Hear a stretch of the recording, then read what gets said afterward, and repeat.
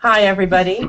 This is Learning Space, CosmoQuest's weekly hangout about learning, informal and formal education, astronomy, science, all kinds of things like that. My name is Georgia Bracey. I'm a formal education lead for CosmoQuest, and I'm here today with Pamela Gay, all the way on the other side there, who is sort of the chief person in charge of CosmoQuest, and also Mike Simmons, who is with Astronomers Without Borders. And we're going to talk today about Global Astronomy Month. So I think first, I don't know, Pamela, if you want to give a little better introduction to yourself, then then we'll have Mike. Well, today I'm just here as the producer for this You're show. doing So all I'm going to be the one things. who's sitting here sniffling through allergy season and ferreting out all of your questions, which you can leave for us by either tweeting with the hashtag LearningsPace or by leaving us a comment either on the event page or on the YouTube page where you may be watching this. But other than that, I am the paper pusher, cat herder, and occasional programmer of CosmoQuest, and I'm just glad to get to join in today and be a substitute for noisy astronomer Nicole Gugliucci, who's on her way down to the National Science Teachers Association meeting. Yes, she'll have lots of good things to share with us when she comes back. And Pamela does all those critical behind-the-scenes things that without which everything would just fall apart. So we love her for that. So Mike Simmons, welcome. Why don't you go ahead and give everybody a little introduction about yourself, and then we'll kind of jump in. Thanks, Georgia.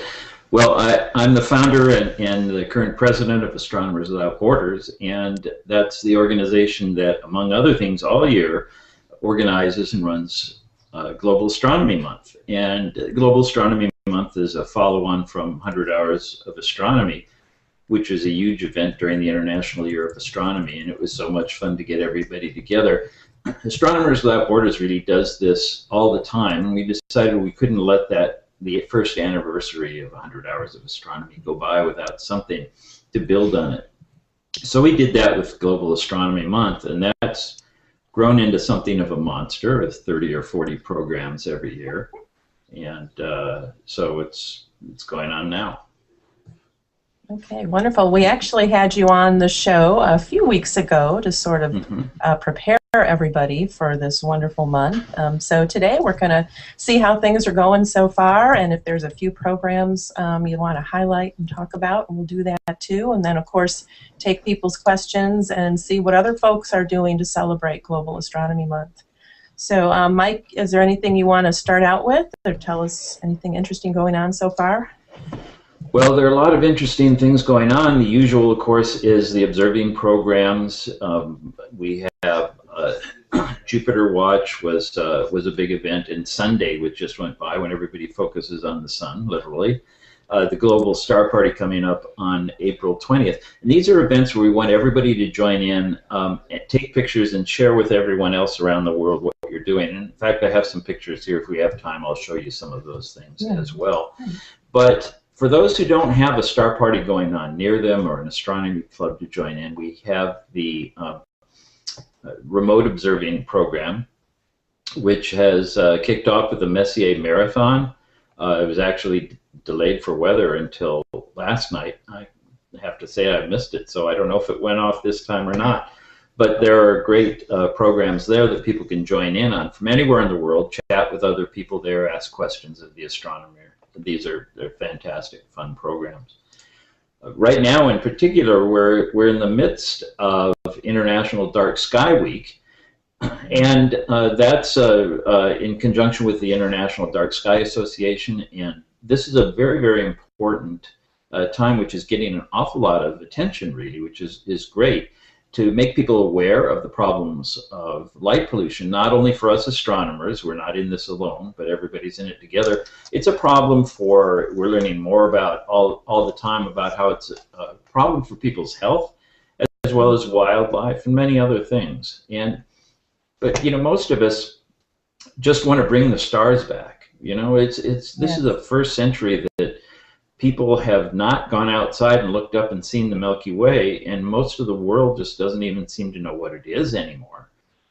We show photographs of the night sky the way it looks, and people say, well, why does it look like that? So they're completely disconnected. It's like never seeing a tree or something. It's a part of our environment that people never get. So I think right now, International Dark Sky Week and Globe at Night, which is a great program for measuring the, let's see, I think it's going on, its first campaign might have just ended. There's another campaign at the end of the month for measuring dark sky, the brightness of the sky in your area. It's a citizen science project we want everybody in on. You know, I want to mention one more thing, then I'll give somebody else a chance here. But what's really new this year is the Astro Art program. And this isn't just about painting pictures of space. There are some really acclaimed astronomy and space artists involved in this. But there are many new things going on. There is astro poetry, which has been very popular. But also we have a number of screenings of films with panels. This is like a mini film festival, and I in particular want to mention on Friday, showing the screening of Overview. This is from the Overview Institute, and based on the Overview Effect, a book, a very important book by Frank White. And it isn't just that it's screening, because it's available to see on Vimeo. It's had 1.7 million views already, and it's going up because it's really a very important, spectacular, entertaining film. But we'll have a panel including Frank White himself, Edgar Mitchell, who walked on the moon, a couple of other astronauts, so people who can really talk about this, and that's what it brings to it. We have too many things going on all the time where we individually take a look at things or watch something online. So we're working to try and do this together, sort of bring the community back to it. And live interactive programs like that, where you can ask questions of the astronomers and astronauts, you know, it's something that we don't get online quite as much. We want to try and bring that to everybody. That's great. Mike, can you tell us how to access that? You said it was this Friday?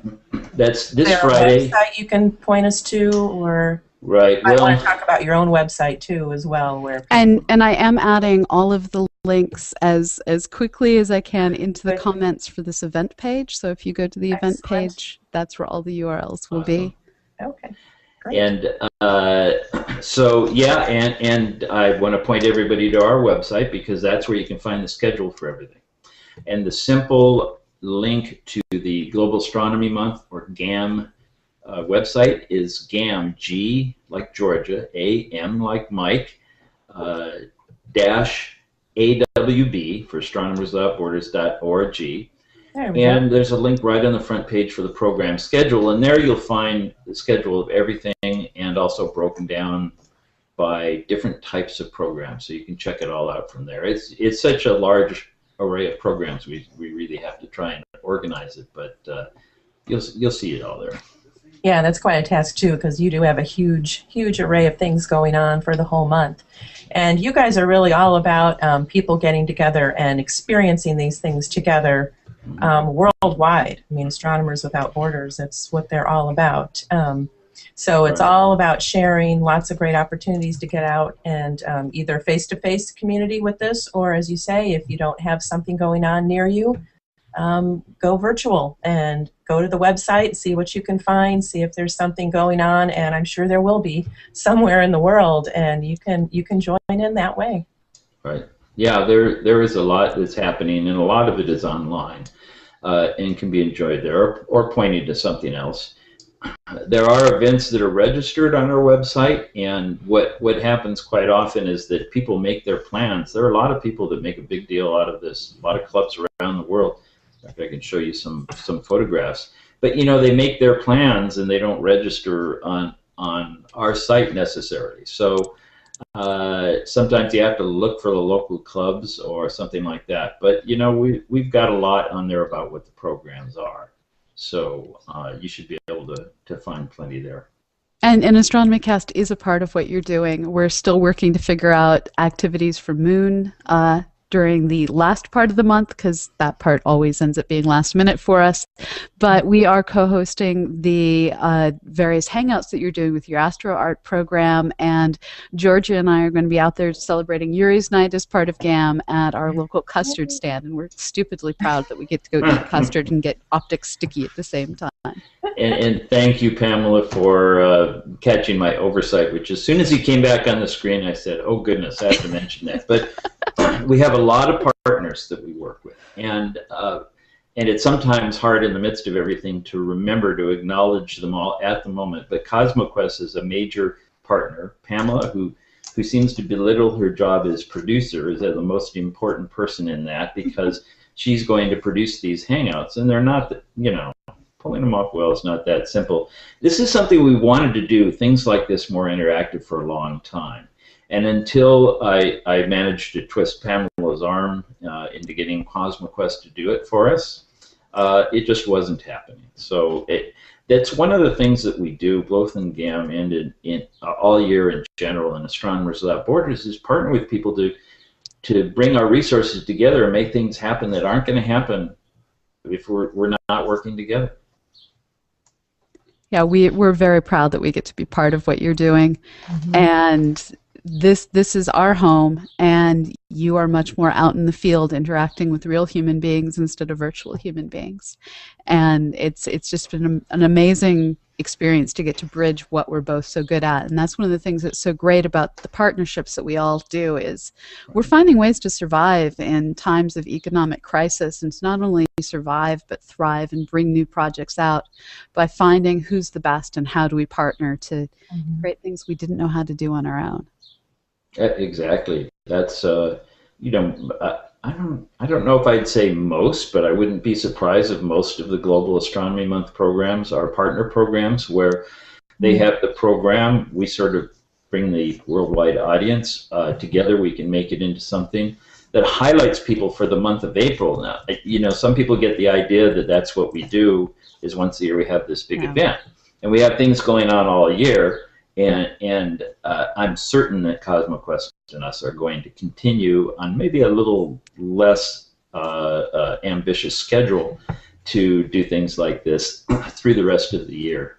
But that's kind of what it's all about, connecting people together to make things happen, but also to share things with each other. And we do have on our site blogs for everybody that joins, and you can join for as little as $0, so that everybody in the world can do it, because most of the world wouldn't be able to otherwise. But we hope that people will support us through a supporting membership as well. And people can blog about what they do there. Once again, of course, most of them put it on our Facebook page. Okay, but the idea is they're sharing with each other, and then they talk to each other and learn about each other. So yeah, when you're ready, I'll share some of those things too, so you can see how this is really global. And we would like to remind everyone, if you have any questions about either how to get involved or what are various things that are going on, or anything in general about Global Astronomy Month, you can go ahead, ask those questions on our YouTube page, on Twitter using the hashtag #LearningsPace, no spaces, and also on the event page. We are monitoring all three of those. Great. Mike, go back real quick to the poetry and the art. Are those programs that anybody can get involved in right now, or is it, can someone, if they have a poem or they're working on a picture, is that something they can go ahead and send in and sort of get that up there, or is this something that is already sort of in place and now you're looking at entries and things? Well, that's a good question. In fact, there is an astropoetry blog all year. People can submit things to the astropoetry blog editor, our Astronomers Without Borders poet laureate, we call him. And those that are chosen get featured on the blog. And there are other astropoetry. I have to say, astropoetry was one of those things where I said, astropoetry blog? Okay, whatever. And it just turned out to be hugely popular. So I love being wrong in that direction. Well, there's been some amazing haikus. I mean, it's amazing all the diversity of things that are coming in, and so you have this fabulous combination of full-length prose, just a few syllables, and then coupled with all of the amazing imagery that comes into your site with projects like The World at Night. Yeah, and what's fascinating about this is that then it's not about poetry, it's not about space, it's about how we see our place in the universe. Mm-hmm. It's about awareness. It's a combination of things that I find really fascinating. And there are haikus, and quite often with pictures. Now, so people can submit those to the Astro Editor or whatever. You have to find the link on our page because I don't use it. But right now, during GAM, there is the second annual, I'm sure it will continue, Astro Poetry Contest. And this has generated a lot of really good entries. And there are 3 different divisions for adults, for young adults, and for children. Right. There are some amazing things that have developed. And people can submit. What seems to be very popular is haiku with a picture, with a photograph, which to me sort of makes it more accessible. And there have been some really interesting ones. So that one you can get involved in. Now the screenings and so on are hangouts like this. You can submit questions to the people who are involved on it. And there are some very interesting artists who are presenting things, a wide variety of things going on there. And so you can participate in that directly as well. Okay, great. Well, I was thinking as a teacher, I was thinking if I'm not in the classroom anymore, and I sometimes miss that very much, but I'm thinking, what can my students do to get involved in this? And so, as you mentioned, the haiku is a great, we used to do that all the time. I used to teach 5th grade, and they can do that, and you can get some very interesting and sometimes emotional poetry. Just by, that nice short form, and then again, yes, with a picture, as is, I think, traditional with haiku. I could be wrong there. Yeah, it's but, got another... that goes very well, and that would just be a great thing for a classroom teacher to do, to get, mix that art and science together and get kids involved in it.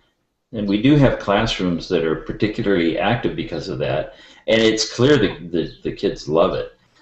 But it is a traditional form to combine a picture with a haiku, and it's got a different name in Japanese or something.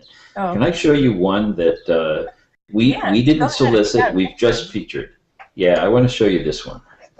Where is it on here? Oh, I'm sorry. There we go. Got to look for it again. One thing that's fun with haiku is tweeting haiku and seeing how long it takes people to figure out what you're doing. Yeah, I was going to ask you about that. I remember you did that. How many? That was a while ago. Yeah. Is the haiku less than 140? See, I don't. Yeah. Can you get the whole one in there? Fun. So I'm sharing one here that is a haiku written by someone who also took the photograph that you see there. If you can put that up, Pamela. Wow. Yeah, this is by Chris Hartfield, one of the astronauts from Canada, who's currently the commander of the International Space Station. That's right. For those of you who can't read it, it says, "Fly so high, so fast, 16 sunrises each day, count my lucky stars." Which I actually quite like. And does that come up on the big screen there? Yes, it's up right now on the big screen for everyone else. Oh, it is. Okay, so I'm not seeing it. So, okay, that's good. So that's the kind of thing you can get. I was impressed by that, but there are some equally impressive ones by people who are stuck here on Earth with the rest of us too. I just thought that was neat. Quite exciting when we saw it. Do you have some classrooms participating, Mike, sort of as a whole group, or are you just seeing kids of all ages? There are classrooms. There's one teacher in particular, Christine Reuter, I can call her out by name, and she gets her kids involved. She's, I believe she's actually writing a new poem each day here, and we're doing similar things. There are a lot of people who are getting into this and just doing it on their own because they love it. And so she had some prize winners in her classroom last year, and so there are those who really bring that extra dimension to their classroom.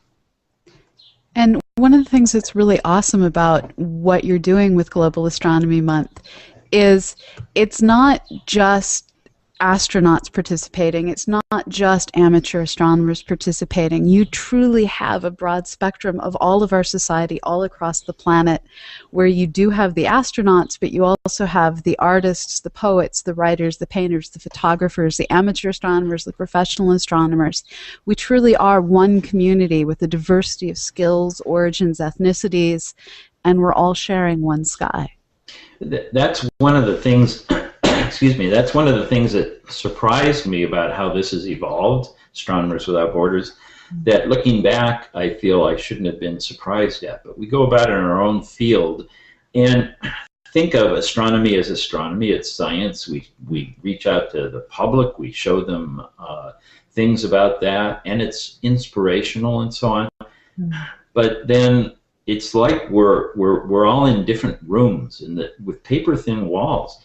And we don't notice anybody in the other room, and they're doing the same kind of a thing, but from a different perspective. And when we come together, it's really fascinating. So, as I said before, I never envisioned all of these things happening together, but it has been very rewarding to see that happen. You know, in most of the world, astronomy and space science, space exploration are not separated like they are here in the U.S., like we're used to. They're part of the same thing, which seems perfectly natural. But we do a lot of engineering and things like that. They're very specific in science, very specific to those fields. So we're not as used to that. So in a way, that specialization really restricts us. And seeing people who just simply see it from another perspective is great. And it shouldn't be too surprising. What we're talking about here is not something else. We're on a planet in space. This is our backyard. This is where we are. And some people draw pictures of it, and some people, you know, garden, and some people do other things. But it's just as universal as the idea of botany or anything else is. In fact, we all have it in common. We see the same sky.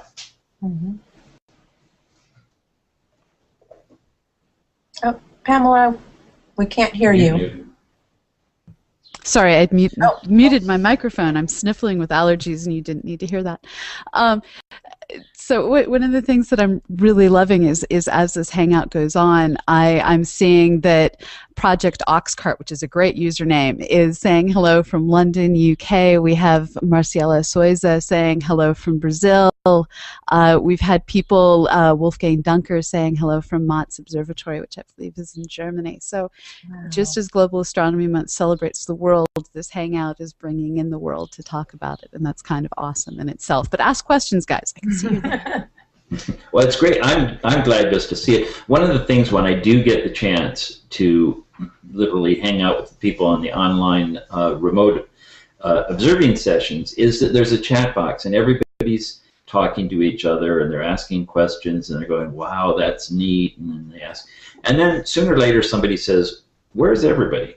and the countries that start going through there, it could just as easily be Somalia as Belgium, and you know, it sort of doesn't make any difference. It didn't matter. But it's like when you go to a star party and it's dark and you don't know who you're talking to in the morning, you can't even recognize them. They're just their voices in the dark. So it really doesn't make any difference. We all see this the same, and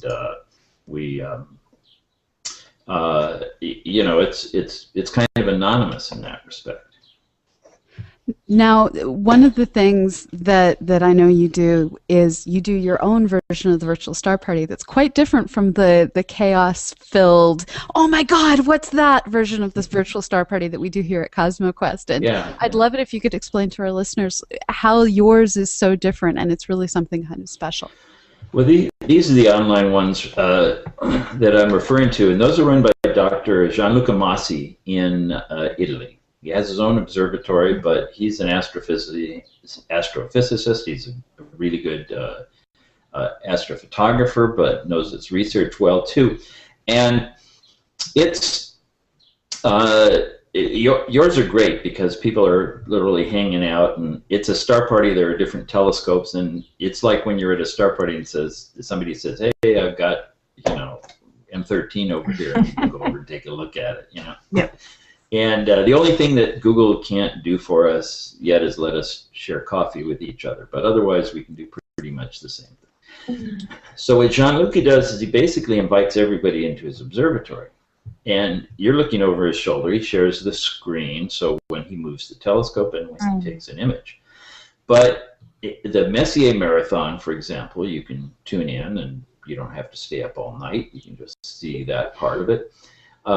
He has other programs. Well, let's see what he's got on store for this month.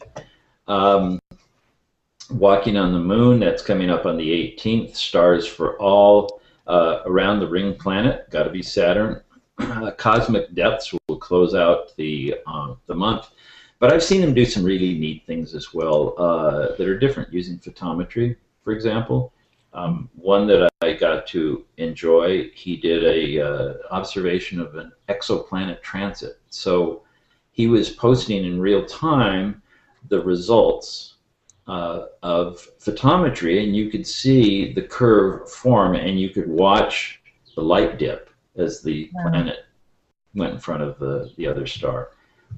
This is one of those really amazing things that's now possible. I know Peter Lake with iTelescope has done the same thing. It's now possible with these amateur level telescopes to stream out to the public new worlds orbiting alien stars, and that's just not something that we imagined when we were kids, that's for sure. No, definitely not. And it is amazing. It's just a way of sharing with everyone, and it's exciting because the difference between watching a movie by yourself and watching it with a group of people who respond. That's what it's like, because the people are there, they're chatting, and you see their responses. Yeah, so it's great fun. So I've brought up the page of all of your logos so that we can go through the diversity of everything amazing that's going on. So if you want to talk us through all of these different things, it would be kind of great. Okay. And what's cool is because this is a global program that everyone can participate in, you have put all of your logos online. And we can quite happily go through. And let me zoom in a little bit. And I have to say, we unfortunately, as things happen, like on your Hangout, sometimes we get started a little late, and we got started a little late with this. What we usually do and will do next year, we have Jessica Santoskoy, who's formerly with the Astronomical Society of the Pacific, and people in the U.S. know her for her management of the Night Sky Network. But she's really sort of gotten us all into shape, us slackers, and I'm sure we'll be in better shape next year. But usually we put those logos out there and say, people provide us with translations of these. We make up the logos and make them available. And 100 Hours of Astronomy had dozens of them in all kinds of languages. So that's something we would ordinarily have here. Okay, so we've already talked about the overall project in Dark Skies Awareness, the Global Star Party, but we haven't heard about this cosmic concert yet. That's something, I don't even know how that came about. It's just these things just happen. But Giovanni Renzo is a composer in Italy, and he is doing every year now the Cosmic Concert, which is an online live presentation of an original composition, which he does every year. And he combines that with a tremendous background of images like what you mentioned from The World at Night and others like that. And so it's sort of like expanding on the haiku with pictures idea. So it's a visual feast, and this new composition is always wonderful. And that will be online live April 28th, and then it will be recorded after that, but you want to see it first. Sounds and fabulous. live, you don't have to worry about spoilers. That's right.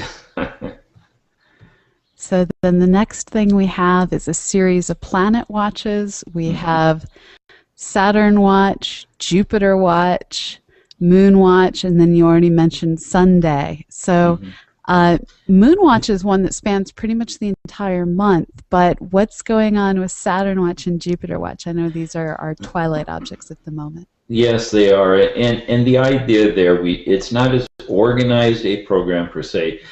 We just want people to focus on those particular things. So people around the world know, if they want to see Saturn, there will be an event where they can see Saturn during that time, and the same for Jupiter.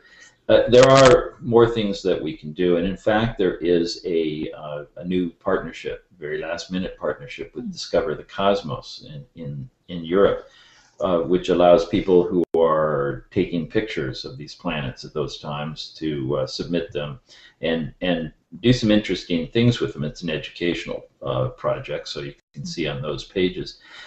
But there may be more for that, but those are just the days where we just want to bring awareness of those. And when you get out the word to people to say Saturn's coming up, that's enough to draw a crowd.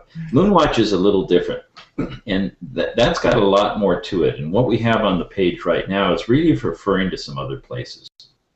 This was a sort of a late arrival by our U.S. National Coordinator, Peggy Walker, who is also the coordinator of all our national coordinators around the world, and active with international sidewalk astronomers, John Dobson's group, and sort of really the outreach person, on the sidewalks, front lines, guerrilla astronomy type person.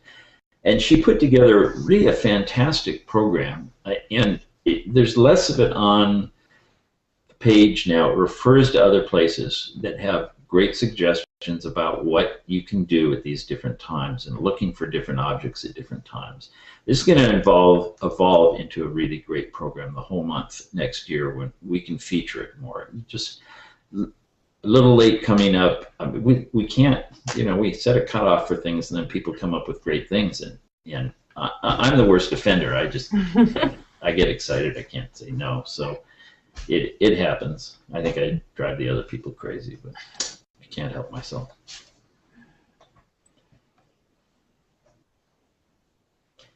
And what have we got? Okay, so Globe at Night. And is that Lyrid Watch? I'm seeing it. That's Lyrid Watch. You got lucky enough that there's also a pretty good meteor shower this month. That's right. Yeah, and it's a good one. It's a time too to focus on, let people know what meteor showers are about, which is not a shower of meteors necessarily, but they're still fascinating. It's something that people are a lot interested now because of our close calls a couple times recently, and there's a lot of focus on meteors and small asteroids these days. And it's another observational thing. It's a good time to, and it is the time, and it's the only time of the month, so it's a good time to focus on meteors then. Good educational opportunities this year, for sure. Absolutely. And so then I think these are your final two. You have your online observing, which we've discussed, but then also 30 Nights of Star Peace, which at a certain level is at the core of everything that you're doing. It really is, and this is a partner program. It is basically about as central to Astronomers Without Borders as it could be, but it's actually organized by another organization, and that's Star Peace. Star Peace was founded during the International Year of Astronomy in 2009 by mostly students in Iran, which is a country I go to quite often, actually. I was there a few months ago for a great regional star party. And what they wanted to do is to get people to come together to observe physically at the borders of different countries. And there have been star parties arranged at the border between India and Pakistan.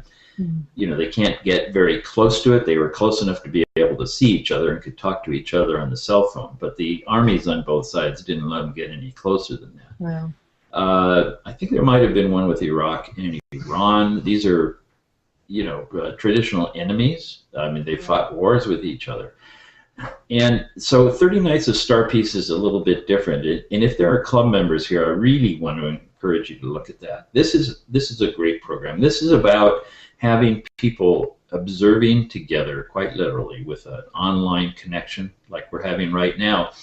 And what's been done is to break up the world into 30 sections, like time zones, Right. 30 strips of longitude, And I'm sorry, it isn't 30 different ones. There are 30 nights. There are 10 longitude zones.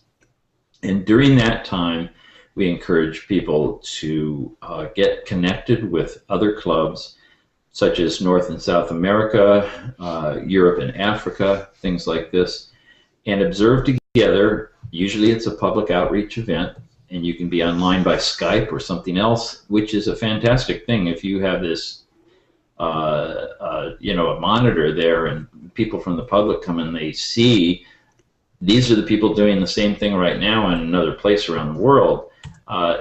It's really quite exciting, and to share with everybody what they did. Now, we haven't gotten as much participation as this one really deserves. And we're going to try to focus on this more next year. But you really need clubs to be involved for this one, right? It's not so much an individual as a club. Yeah. That's right. Yeah, we do this for clubs. Now, we do have hundreds of affiliates, which is groups, mostly astronomy clubs, who are members, and we'd like all of the groups out there to join us. Again, you can join for free and get the mailings and see what things are going on, like Starpiece. But there I go, pulling my earpiece out once again. I told you I'd do that. And so we really want to get the clubs involved this way. And I have to share this comment that we have. I'm sorry, I'm going to mispronounce your name. I think it's Guido Bibra. He comments a lot. We love him. I have no clue how to pronounce his name. He writes, the public may all share the same sky, but fortunately we don't all share the same weather. So far, April skies have not been very forthcoming here in Germany. At least we were able to get a peek of Jupiter one time. So this is a reminder. Sometimes you have to go to other nations and share other skies to get at the sky. Well, that's right. Yeah, I mean, that's what it helps to have friends in other places when you do this kind of thing. And sometimes people have events, and I'm working with some people right now. They're going to have a big star party, and they said, "Well, can we get somebody somewhere else in the world to show us the sky if it's cloudy here?" So, yeah, it's a good option. And there I go again. Well, oh, that's always an issue, but it's interesting.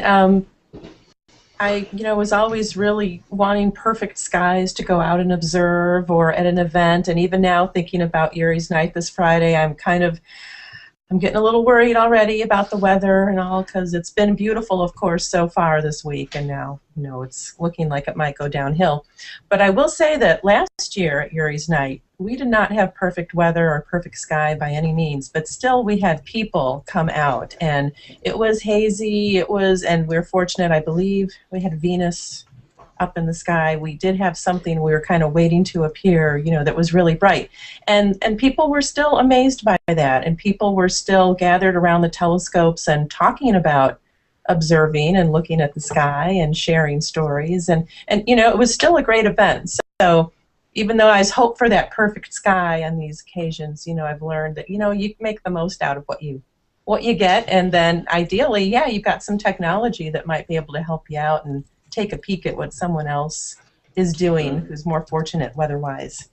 Well, people are always fascinated about astronomy, and we have conversations with people in hallways at work and all kinds of places, explaining to them what they heard about in the news, and that's without a telescope. The telescope is great, and there's no replacement for it, but there's still plenty of interest when people come out. Yep, and the kids were really excited about using the telescope to look at like a interesting sign down the street. So even if you can't point it at something up, you can point it at something down the street, a tree or whatever, and you know what? The kids are still, thrilled with that, and you can show them, what a telescope does. So it still works. So time is starting to wind down at this point. We've really loved having you on, and I'm wondering, are there any parting thoughts for people who are maybe on the edge of starting to figure out how to get involved, whether it's going to be to go out and find local events or to perhaps host their own if there isn't a local event? What words of encouragement do you have for these folks? Well, most of us who've done public outreach like this for decades know that it doesn't take much to hold an event. If you take a telescope and you put it out in front of a McDonald's someplace or whatever you have in your country, people will come take a look. And people are fascinated by it. So I would say the main thing is to just do it. If you have a telescope, then do that. You know, in many countries they don't have telescopes, and they do other events instead. They have other things. They have exhibitions, they have lectures, they have presentations. I think the most fun way to participate is to hold an event of some kind. Share what you know how to do with other people. This is not an esoteric field. Well, it might be in some ways, but you know, this is a part of all of us and a part of all of our lives, and people are interested, even though they know nothing about it. So share what it is that you have. That's what it's all about. And join with us in Astronomers Without Borders. We're going to have more programs where we're sharing with people, pairing clubs with each other in different countries and things like that starting this summer. So if you don't get a chance to do something during GAM, there are plenty of other opportunities. And if you'd like to learn more about how to get involved, I'd encourage all of you to follow Astronomers Without Borders on Google+, follow CosmoQuest on Google+, and you will end up getting all of the event invites you could ever possibly want, as well as information on where to go to get involved. Absolutely. So our next hangout is not actually hosted by us. I'd actually encourage you, tomorrow isn't going to be a normal planetary science hangout with the Planetary Society. This week, NASA is finding out what its upcoming budget is and releasing that information to the public. So tonight at 8 p.m., Bill Nye, the Science Guy, is going to be hosting a NASA budget webcast. So I'd encourage you to check that out if you're concerned, as all of us are. In fact, if you'd like to help keep things moving forward, both CosmoQuest and Astronomers Without Borders are 501c3s that are taking donations now to make sure that as NASA's budget gets cut, all of us are able to keep communicating out the science and space information to all of you in our audience. The next CosmoQuest Hangout is going to be Friday. It's our weekly space hangout. That is going to be at 2 p.m. Central, which is 3 p.m. Eastern, 1 p.m. Arizona and Pacific. And other time zones are on your own right now. We encourage you to use the time-date calculator. Any parting I'm impressed how you and Nicole can always rattle those off every week. It's amazing. So much going on. It's good. Do you want to share about the teacher professional development we have coming up, Georgia? Sure. We'll do a little promo here. We just got NASA approval for our 15-day middle school lesson unit to go with Moon Mappers, which is a CosmoQuest project. This is a great way to bring Moon Mappers into your classroom, introduce your students to citizen science. And so if you are in the Southwest Illinois or St. Louis area during June at all, if you'd like to come in maybe, we are holding professional development, 1 week of teacher training on how to use that unit. You will learn how to use Moon Mappers.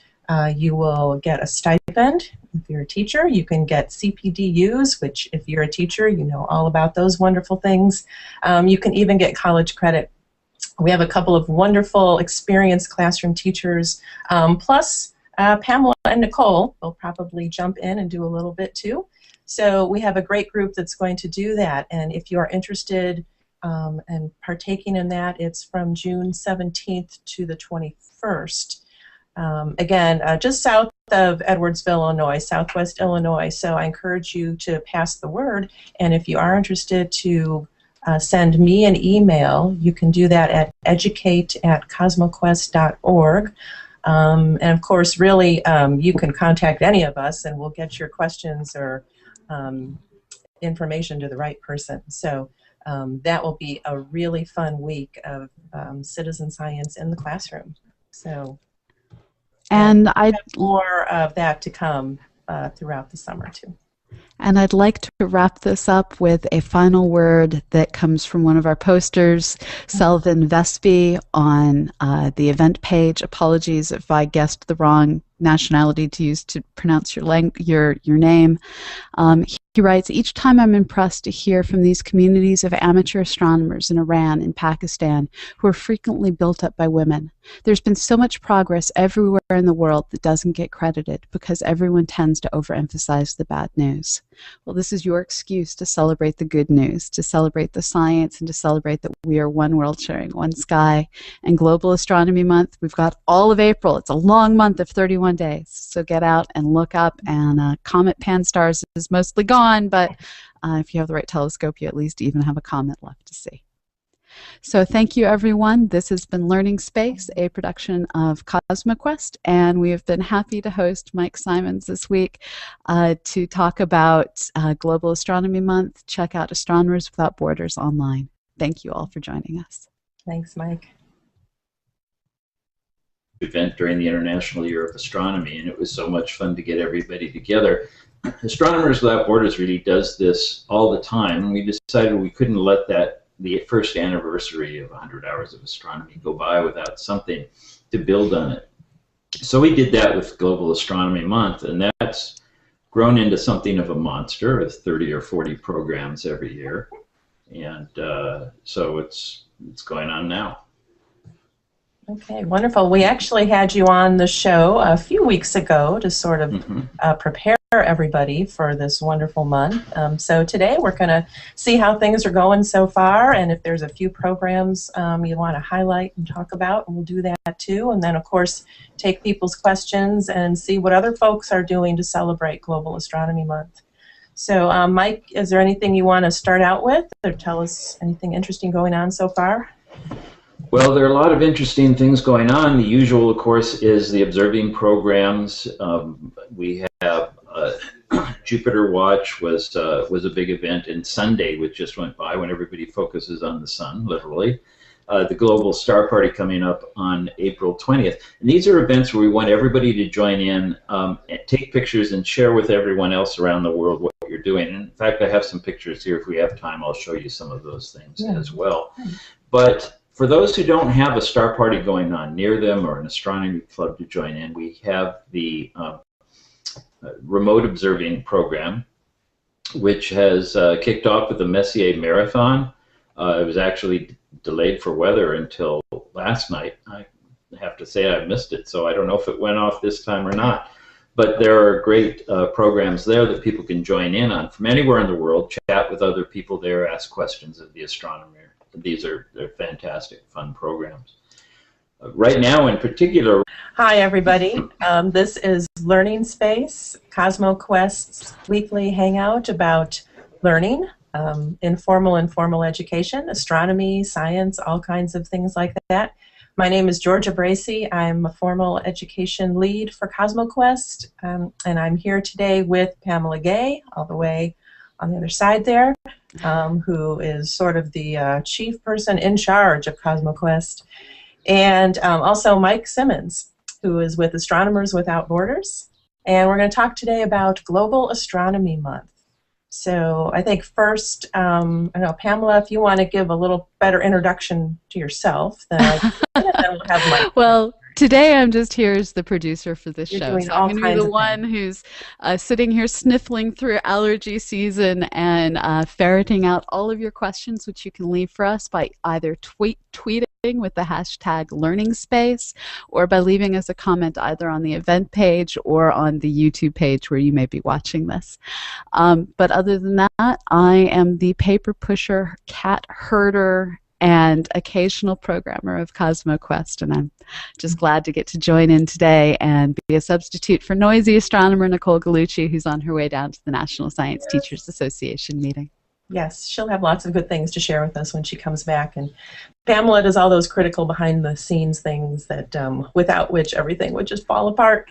So we love her for that. So Mike Simmons, welcome. Why don't you go ahead and give everybody a little introduction about yourself, and then we'll kind of jump in. Thanks, Georgia.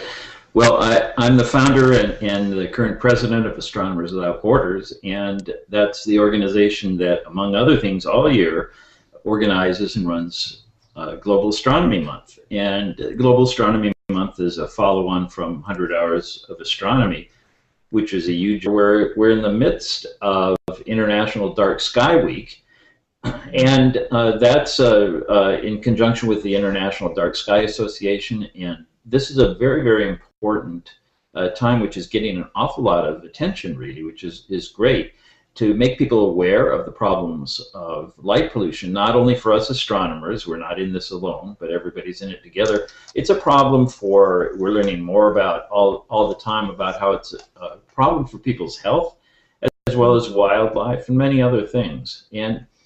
But most of us just want to bring the stars back. This is the first century that people have not gone outside and looked up and seen the Milky Way, and most of the world just doesn't even seem to know what it is anymore. We show photographs of the night sky the way it looks, and people say, well, why does it look like that? So they're completely disconnected. It's like never seeing a tree